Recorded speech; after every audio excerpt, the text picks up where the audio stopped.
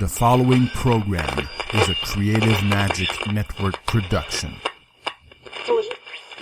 Hey guys, right before starting this conversation, if you have a passion, something that fuels your curiosity, well, on top of getting fascinating interviews straight to your inbox, when you subscribe to our FREE free Creative Magic community, you will get super cool exclusive gifts in return, such as the ebook Happiness Quotes by the Ambassador of Happiness herself, Marwa Sweeney, one of our hosts.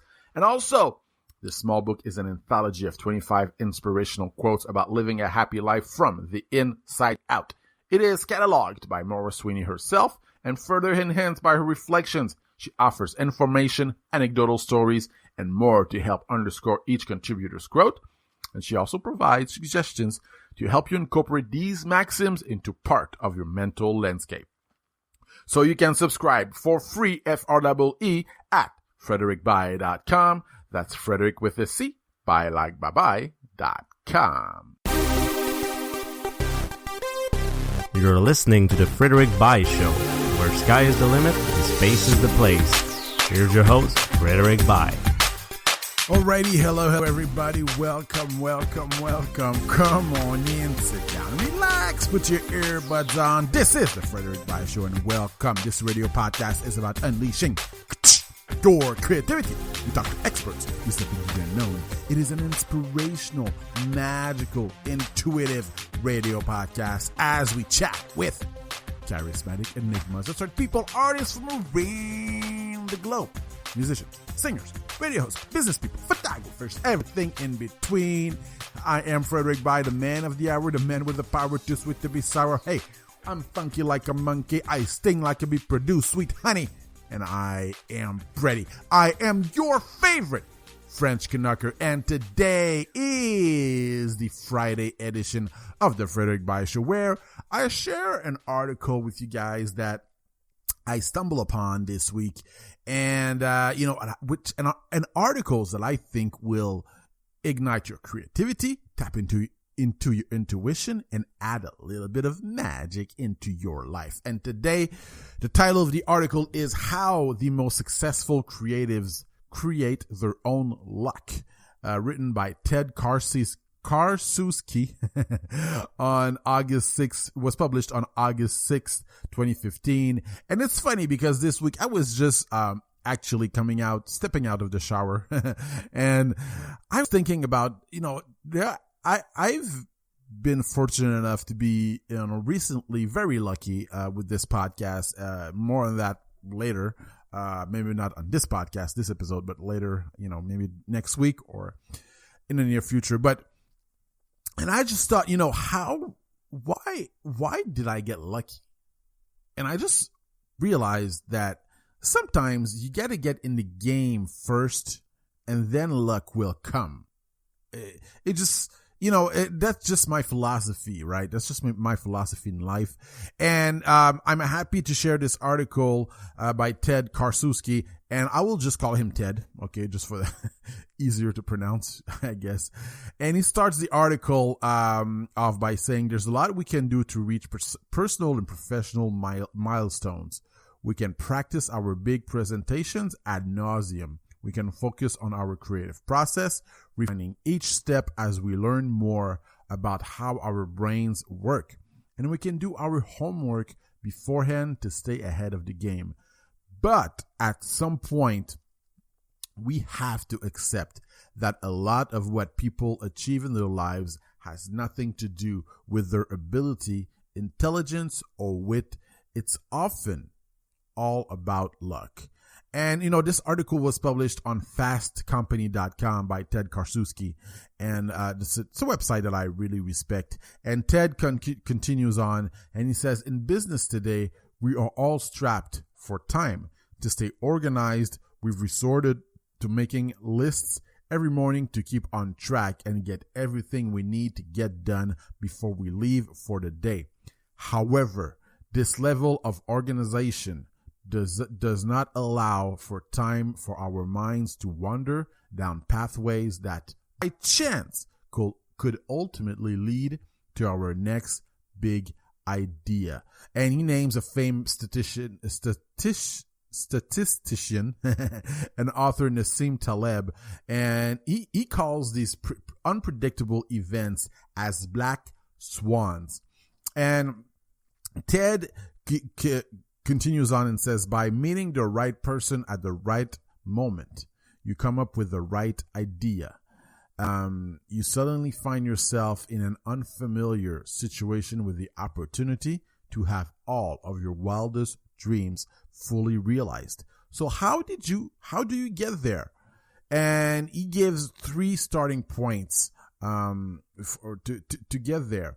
And one of it is one yes can lead to another. And he gives the example of one day how chance took charge in his life, and he didn't know it right away. He says that he had a lunch. He was invited to for a lunch with that he would have normally blown off. And in conversation over the hour, his friend invited him on a trip to Cape Cod for the weekend, something he would have normally turned down, and he accepted the invite.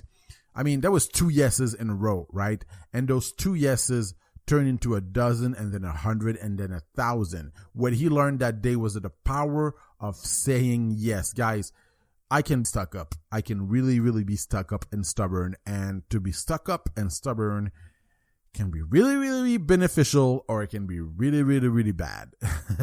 It's one way or the other. And I can be a pain in the butt. I can really, really be a pain in the butt. But you know, as he says, if you stick to a uniform schedule, both at work and outside of it, you'll run into the same situations every single day.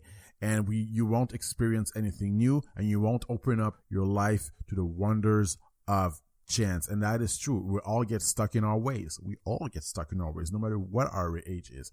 It seems that the older you get, the more stuck in your ways you get, it's like, ugh. But anyway, also he says another point he gives is opening up to the right kind of feedback. Feedback. How humbling can real, credible feedback be? But I would say, in my case, I think one of my biggest strength is, I can take criticism, constructive criticism. It's humbling to be criticized. It's really, really humbling. But, he says that in creative fields, it can be tough to open yourself up for feedback, but without taking a risk and putting yourself out there. Every time I produce a podcast, every time you write your book or you paint your picture or that you do your radio show, you put yourself out there. And if you don't do that, you miss the opportunity to connect with an audience who can not only encourage even greater work, but also grant you new professional possibilities. And Spencer Harrison, he's a PhD, assistant professor of management and organization. He says when you're doing something that is inherently creative, the whole point of creativity is you don't know what the outcome is supposed to look like when you're starting off. And that's very scary for all of us. And he says, how do people actually guide others down a path when they don't know what the outcome should be, when they're kind of both discovering newness along the way? And Harrison and his team found common threads in successful creative feedback. Most notably, a creative person's willingness to share incomplete work. That can really bust your balls. I mean, I'm sorry for the term if you're offended, but it can really bust your balls. And to become that successful professional you deserve to be, you need to learn how to put your ideas, all of them, out there for the world to see. That's another thing that many of us, especially writers, man. Writers can be extremely shy when it comes to their work, but I'm like that too. I'm just, and the article is, obviously I didn't read the entire article, and he finishes off the article by saying, Ted finishes the article by saying, we all like to believe we're in complete control of our own destinies, and there is certainly a lot of tactical steps we can take to reach our goals. But more and more, he says he's realizing the importance of being open-minded and spontaneous in his work. And he says, he finishes, last sentence of the article is great. He says, In the pursuit of professional success, are you willing to take chances to get to where you want to go? I'll leave you with this, ladies and gentlemen, because I think it's very, very important. Maybe this week, think about this. Think about luck and think about last time you were lucky and how how did you get there? Why did you get lucky? I think you get lucky when you first get into the game. You don't get lucky when you're outside of the field, when you're on the sidelines waiting to get lucky. It's just my opinion.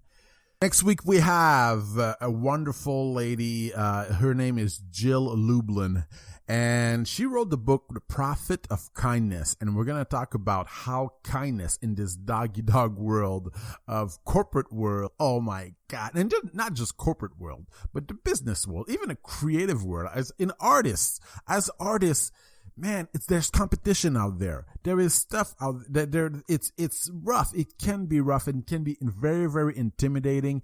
And Jill's book will really enlighten you on how being kind, actually, and not be a, backstabbing SOB, will benefit you in your business and creative endeavors. You will enjoy this interview. She's a wonderful woman, and I really, really enjoyed that interview.